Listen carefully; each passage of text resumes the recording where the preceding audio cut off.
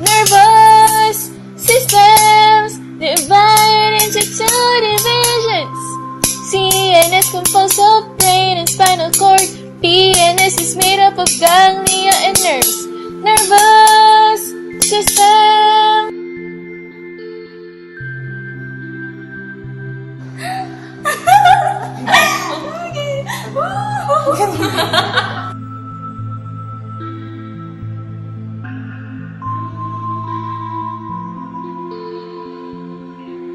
Keep quiet, class. Now let's move on to the two divisions of nervous system. The peripheral nervous system and the central nervous system.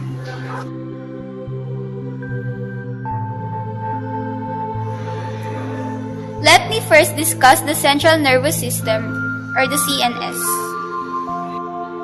Spinal cord, a jelly-like bundle of nerve fibers that runs lengthwise inside the spine, conveys information to and from the brain. It integrates simple responses to the certain stimuli.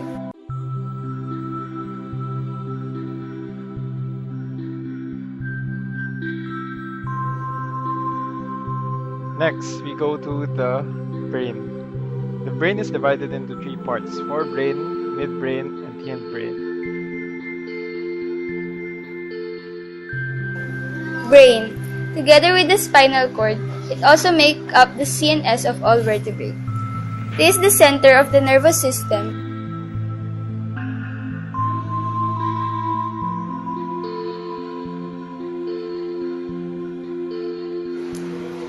Parts of the brain. Ventricles, fluid-filled spaces in the brain. Central canal, the narrow cavity in the center of the spinal cord that is continuous with the fluid-filled ventricles of the brain. Cerebrospinal fluid, formed within the brain.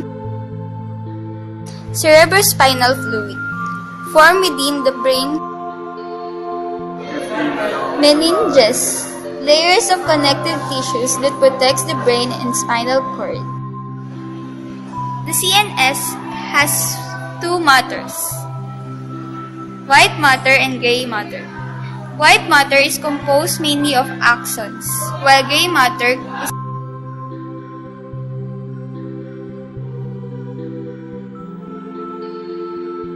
the peripheral nervous system.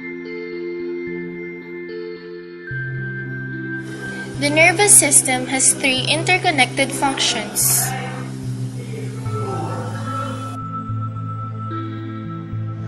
Sensory input is the conduction of signals from sensory receptors. Integration is the analysis and interpretation of the sensory signals and the formulation of appropriate responses.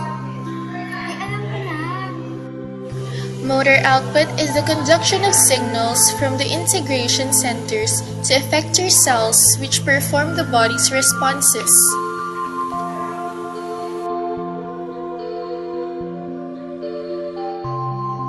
The three types of neurons are sensory neurons, which convey signals from the sensory receptors into within the CNS. Interneurons integrate data and relay appropriate signals to other interneurons or motor neurons, and motor neurons, which convey signals from the CNS to effector cells.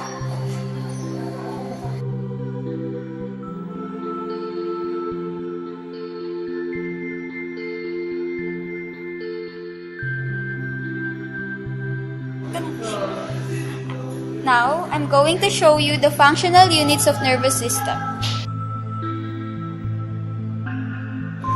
The glia is a supporting cell that helps neurons of all vertebrates and most invertebrates to function normally.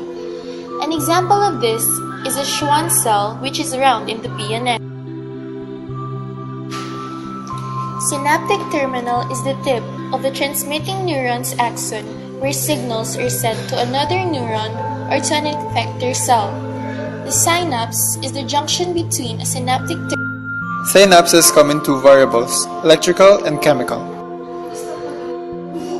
Three divisions of autonomic nervous system are parasympathetic, sympathetic, and enteric divisions.